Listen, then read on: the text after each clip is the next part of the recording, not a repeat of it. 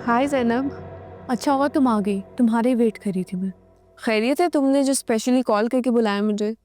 मैंने तुम्हें इसलिए बुलाया ताकि मैं तुम्हें ज्यादती के बारे में बताऊं जो तुम्हारे साथ हुई है। मेरे साथ? कौन सी ज्यादती और किसने की है? मामा ने किया ना, तुम्हारे साथ भी और मेरे साथ भी। जैनब क्लियर बताओ, बात क्या है आखिर? क्या किया है मामा ने? उरूसा को बर्थडे पर उन्होंने वो कंगन गिफ्ट किए जो तुम उनसे मांग रही थी। कौन से?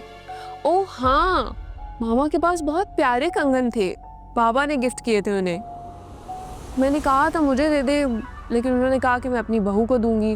मेरा झगड़ा भी हुआ था उनसे इस बात पे। बहू तो उनके सिर्फ उरूसा है ना, इसी वजह से उन्होंने वो कंगन उसे दे दिए।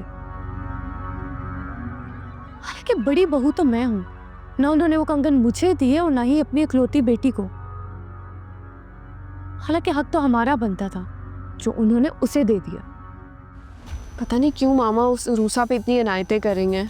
और तुम्हें पता है, जो पैसे मामा ने असद को दिए थे, असद ने उन पैसों से गाड़ी खरीदकर उरूसा को गिफ्ट कर दिए। यानी इनडायरेक्टली वो गिफ्ट भी मामा ने दिया उसे। जैनब मगर नवीद भाई ने भी मामा की बहुत इंसल्ट की है, उन्हें वो चेक वापस नहीं करना चाहिए था।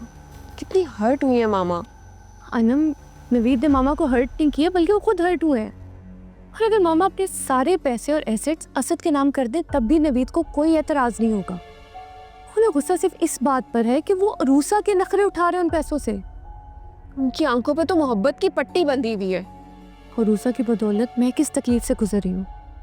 नवीद का तो सोचो तुम, असद राइट हैंड था उनका, उसने उन्हें छोड़ दिया सिर्फ और सिर्फ अरूसा की वजह से। उनकी तकलीफ तो समझो, कितना बुरा लगा होगा उन्हें।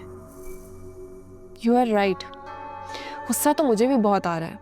बात करूंगी मैं मामा से, पता नहीं क्यों कर रही है वो रूसा पे इतनी मेहरबानियां।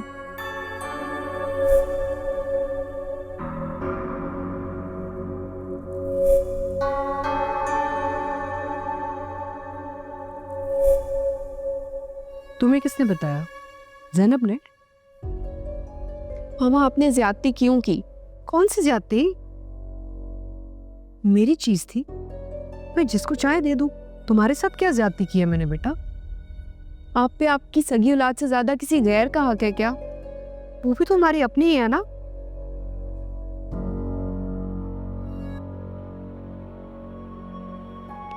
मैंने कितने मान से आपसे वो कंगन मांगे थे। बेटा इतना सारा जेवर पड़ा है, और ले लो, बल्कि सारा ले लो, तुम्हारा ही तो है।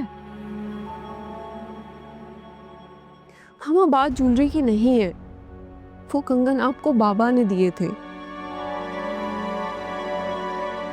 बेटा तुम्हारे बाबा ने और भी इतनी सारी चीजें दी है मुझे, उनमें से कुछ ले लो।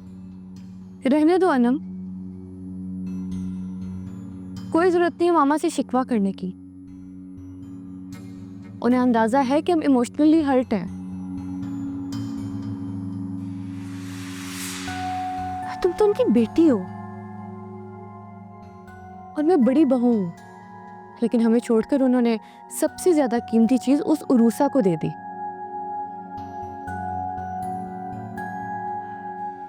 और अब हमें इस बात का एहसास दिला रही है कि शायद हम सबसे बेकार हैं। जैनब चुप कर जाओ। क्या हो गया? इतनी छोटी सी बात का इतना बतंगड़ बना दिया है। मेरा मतलब है, मुझे लगता है कि तुम और नवीद ना हर बात में झगड़ा ही ढूंढते हो। पहले वो कंप्लेन करता रहा, अब तुम कर रही हो। क्या कर रही हो तुम?